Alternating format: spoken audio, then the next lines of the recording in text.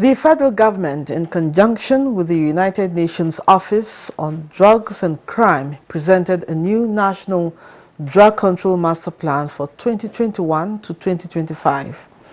The National Drug Control Master Plan is the outcome of 2 years of coordinated, collaborative, and multi-agency efforts comprising experts from all the relevant ministries, departments, and agencies, as well as civil society organizations.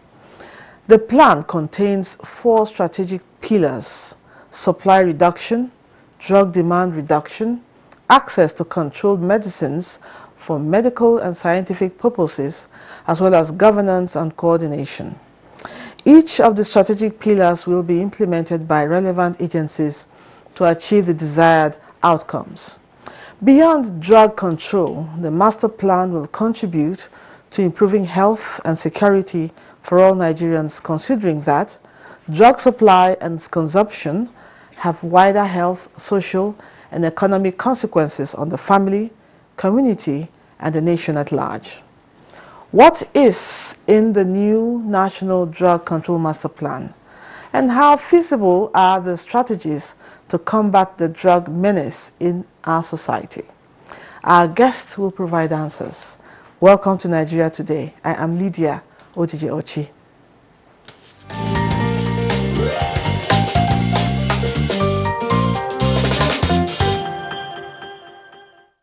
To dissect the issues around National Drug Control Master Plan 2021 to 2025, I have now been joined by the DG and Secretary, National Drug Law Enforcement Agency, NDLEA, Barrister Shadrach Haruna. Welcome to the program. Thank you very much.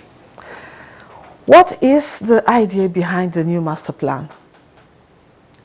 Well, thank you. Master plan is strategic plan, just like anybody would plan his or her own life. It's part of those things we have to do to plan how to respond to the scourge of drug issues in the country. In fact, what we did to launch a master plan today is what should be done by all countries who are concerned with the drug problems in the world. And all members of the Commission on Narcotic Board, which Nigeria is a member, is also expected to draw a plan, which is your roadmap to how you tackle drug issues in your country. So we have done, and you've just mentioned the 4 strategic pillars. And those 4 strategic pillars are manned by different drivers. And these drivers are supposed to focus on each of these pillars to ensure that we have a goal, we arrive at our goal, which is reducing drug demand supply, drug supply, drug demand reduction, and then of course to also ensure that we have drugs which will be available for medicinal purposes as well as for scientific research. Okay, now, what statistics do you have on the drug menace in the country today? Well, we have been so privileged to have been assisted by UNODC and the National Bureau for Statistics to come up with a well-researched drug issues in the country in 2018. And they came out with a report which is so alarming and damning to the country. In fact, as we speak, I think it could be more than that about 15-point-something million Nigerians use drugs. And if you look at the statistics and you see the response which we have, we're just starting with the response. And that is why this particular National Drug Control Master Plan is based on research, is based on evidence. Is based on evidence, which is the findings from the research conducted, and then from the lessons learned from the previous master plan. So we know that this one, we have a very coordinated approach, and we want to see that we have a joint approach to seeing how to tackle this drug scourge. And the essence of it is not just with the drivers, which of course includes, of course, NDL is the hub of all the drivers. Then we have other ministries like Ministry of Health, which is also joining us, which is part of it. Ministry of Education, Ministry of Information, Ministry of Justice is our parent ministry. And then we have all these ministries and other agencies that have joined us to see how we can drive this process. And in doing that, we're also taking to the grassroots level. We have faith-based groups, we have local government chairmen, we have wives of governors, we have others who have joined us at that statutory level to see that we fight this drug to the hilt. It's okay. And the essence of it is to see that we have a coordinated approach. Okay, I can see that you've hit the ground running with all these strategies. Now, what are the other strategies your organization is adopting to achieve the drug master plan, aside what you just mentioned? Well, those are the activities to ensure that we implement the drug control master plan, because this one gave us the framework.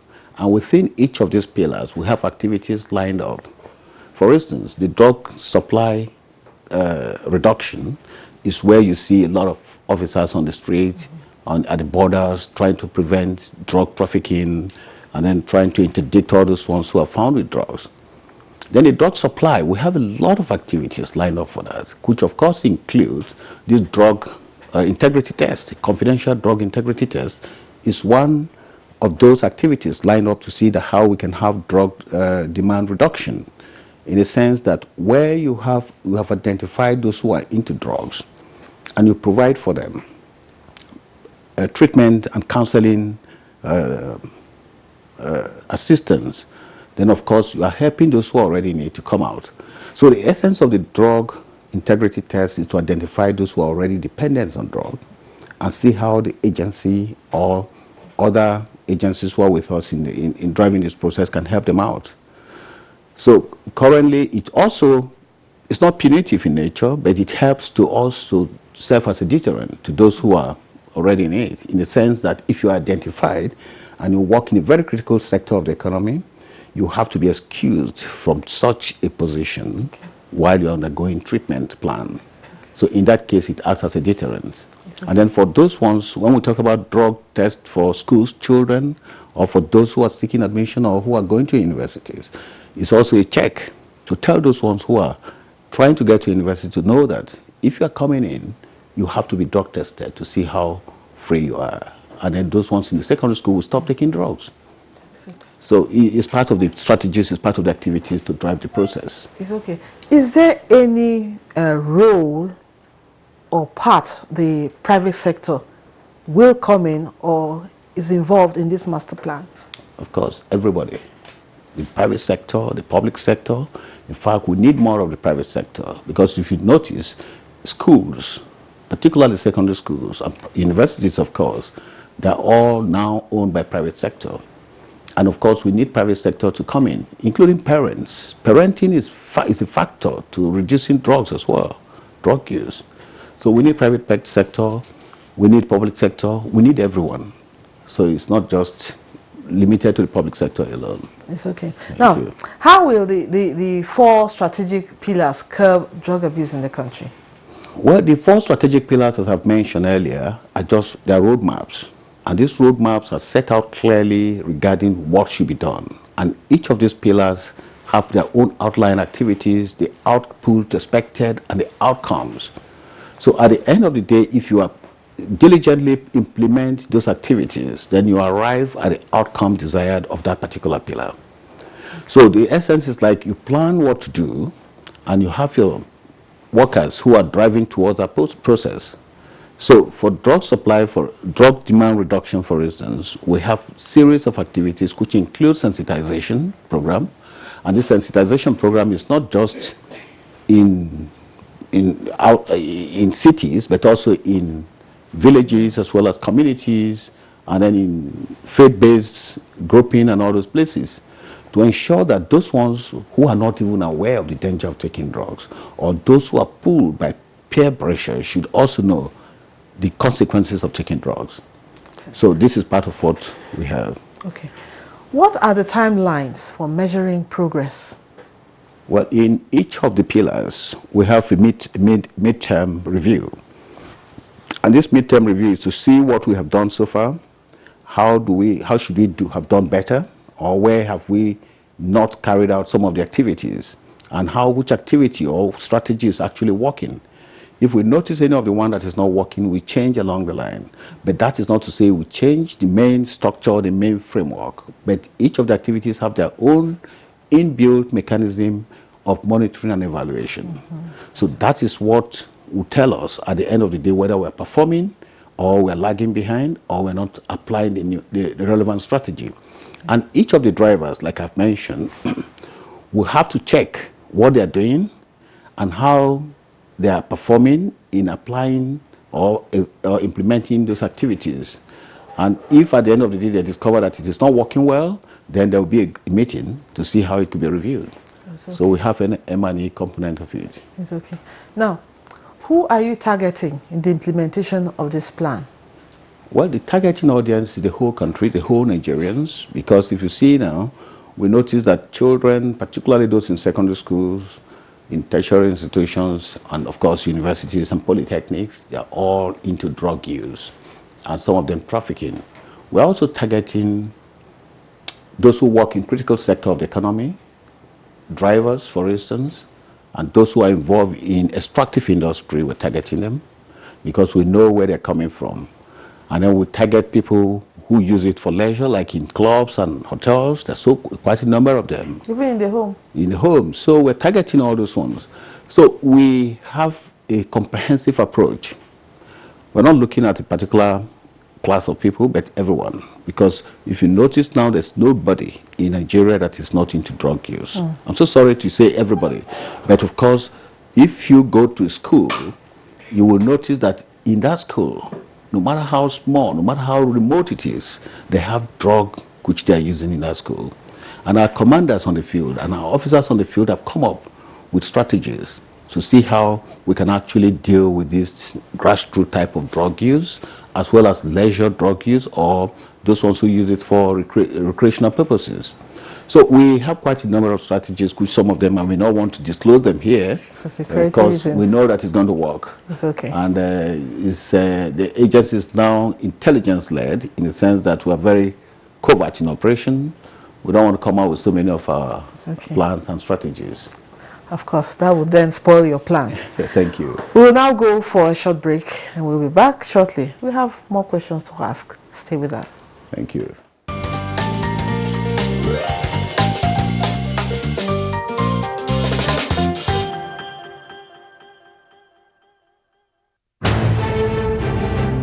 This is NTA News 24 broadcasting from Abuja. You can watch us anywhere, anytime on the following platforms.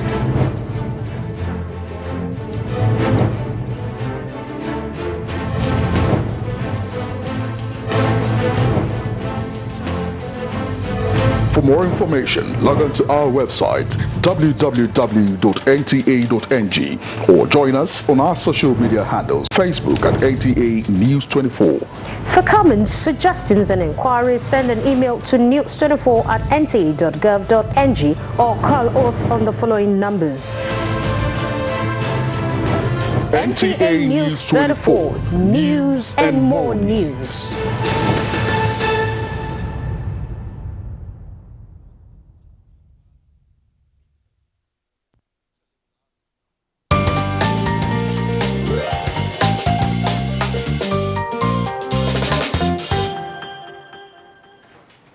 Good to know you're still there. The program is Nigeria Today, and we have been discussing National Drug Control Master Plan 2021 to 2025 with the DG and Secretary, National Drug Law Enforcement Agency, NDLEA, Barrister Shadrach Haruna.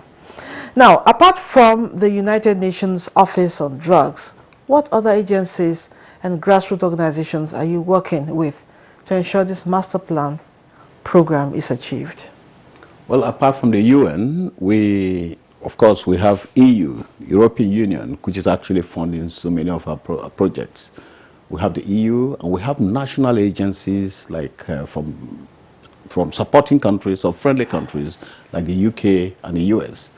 We work with the drug enforcement agencies of US, for instance, DEA, that's Drug Enforcement Administration of USA. We work with National Crime Agency of UK.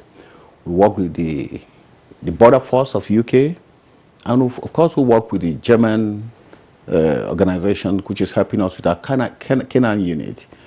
All these partners have really contributed a lot to our capacity as well as intelligence information towards eradicating drugs in the country. So we also work with faith-based organizations at the grassroots level. We work with civil society organizations a lot. We depend on them basically for our advocacy work as well as intelligence as well. Then we work with, of course, sister agencies like NAPTIP, EFCC. We work with ICPC and all of them. Of course, with road safety as well, we work with them. And then all of them, all these agencies I've mentioned, they come handy because in their own operation as well. NCDC, they're partner, very vital partner to us. They come across some of these drugs too. Custom is a very great ally. Immigration is one. In fact, so we work together, we come together to see how, and then we review activities all the time to see how we can support each other. So it's a coordinated approach, a holistic approach to the issue of drugs. And in fact, in all this, we mainstream issues of human rights and international norms to prevention as well as to eradication, and then interdiction and prosecution. And then, of course, we also try to mainstream gender sensitivity as well, because we want to see that we are compliant with the international norms and human rights. Okay. So in all this, we don't discount anybody. In fact, with media organizations like NTA, we need them because they're the one who will tell the world what we're doing. They'll tell the world areas where we have worked, for instance, where we have convictions, and those ones we have detected. Then, of course, that will serve as deterrence to so many. Yes, and so we need a media. Yes, that leads me to my next question. Yes, of course, on the NTA, we get to see a lot of seizures. And it seemed like these seizures were on the increase this year. How did you get to realize that? So many seizures. All of a sudden, we just see so many drug barons being caught at airports and all that. But it wasn't like that in the past. How were you able to achieve this? Well, thank you. It's not that they have not been there. It has always been there. And that's why we have the country filled with drugs these days. You see, like you said, when there's a change of strategy, and we have in management, the chairman who had come with a different strategy, who has repositioned and then refitted the strategies we have, and that is working. We have also tried to close rank with all our partners, foreign partners, which was never there. We tried as much, we brought all of them back to the table, and we're working with them every day on a daily basis, and we're receiving intelligence report from different parts of the world, not just the partners I have mentioned before, but all others who had seen the way NDL is working. They're supplying us information free of charge. We pay for information as well, but of course, we get a lot of information from our partners abroad. Some of the things, some of the way drugs are concealed, if not for intelligence report, it would have been difficult for any human being, no matter the security, no matter the equipment you have. So it is no longer what it used to be. What you are seeing is what has been going on for a long time until a change came into NDLA. And that change is a change of leadership and a change of strategy. And that is knowing where to hit at the right time. And of course, we have seen that the strategy is working, and we are refining it every day. And that is why the agency has changed completely to an intelligence-led agency, in the sense that even our officers here, they work on intelligence now. You see so many officers who are just like you on the street. They wear the same thing. You don't even know that they're security agents. They're in the hotels. They're in clubhouses. They're everywhere. So we get this information, but they're not supposed to strike at that point, but they supply the intelligence to the relevant officers who will now go on to do what they're supposed to do. So it's basically the management style that has changed the whole scenario. Really, really, really impressive. Yeah. Now, yes, despite all your efforts, I know a lot is being done, strategies have changed, but the problem still persists. Yes. Why? Well, just like you see, this is already here. The problem persists because drugs are already in the country. And indeed, not just the one that is imported, that are imported from abroad, but the one being manufactured. Even those ones that hitherto were products of importation are now being manufactured in the country. And that is why we're going outside the normal course of operation to also check where some of these drugs are being manufactured, particularly methamphetamine. Methamphetamine have been manufactured in the country now, using some innocuous and some how do you call them? Some of these substances which are not really illicit, but they're illicit in nature. You can import them, but then they use them, they concoct them, and come up with all these drugs. Of course, cannabis is not something that you need to import them. We have cannabis grow everywhere. In your room, you can grow cannabis, and these children are manufacturing things, concocting so many things, from just little lacacera to Maggi and others, and forming some drugs which are so dangerous, even more dangerous than cocaine. So we have noticed all these typologies of drug use and typologies of drugs that have been peddled in the country. So what we are doing is also trying to refeed a strategy that will fit into that type of drug manufacturing and drug use to ensure that we holistically approach this. What we are doing is on an incremental basis. We can't start and then build Rome in a day. We hope that in the coming days or coming months, we should be able to get somewhere. And that is the essence of this National Drug Master Plan. Okay. Yes. Every day, the social media is awash with different kinds of videos of drug addicts. Some of them, you find them in gutters. You don't even know where they are. Now, are Nigerians really aware of the dangers of drug abuse? If they are, why do they still indulge in it? Well, I think that is the question, because you see, some people will know that something is dangerous, and I thank God that He did not tell us where He kept our life. Otherwise, we would have taken our lives before our time anyway. You see, so many people will know that this is dangerous. But what government is doing to see how he can stop such a thing, some people will feel that that is paternalistic. We shouldn't encroach into our rights. Oh, we have the right to use what we want to use anyway. But I tell you, if government should just stay and do nothing, then the country will collapse. Because who are those to run this country in the future? If all the children we have are now engrossed in drugs, and they are all taking drugs, who will be the one to work? Who will be the one to govern this country? Who will do the work in the factory? Who will go to the farm? You know, so that is the essence of government's intervention in all this thing. Now, how will the master plan improve health and security and drug security? Well, the essence of it is if we holistically approach drug issues and fight drugs together, and then we reduce drug supply as well as drug demand, then of course the well-being will be improved, drug consumption will be reduced, and of course drug which fuel insecurity or these insurgent groups or the belligerent groups will reduce considerably, and those terror-based organizations will also come down because they need drugs to foment terror. And of course, border control. Yes, border control. So that's exactly what we're doing. That's what the drug control master plan is set out to do, to assist every driver to be focused on each of the items and the activities in all the pillars and drive to the goal where we want to be. So that is the essence of it.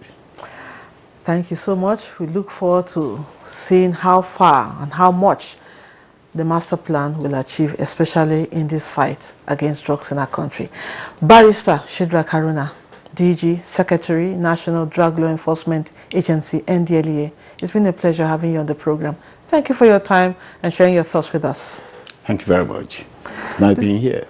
This is where we leave it on the program. We thank you for watching. Nigeria Today comes your way every weekday at 7:30 in the evening. Don't forget you can watch this and other editions on www.youtube.com/NTA News 24 Hub. I am Lydia Odidiochi. Thank you for being our guest. We'll see you again tomorrow.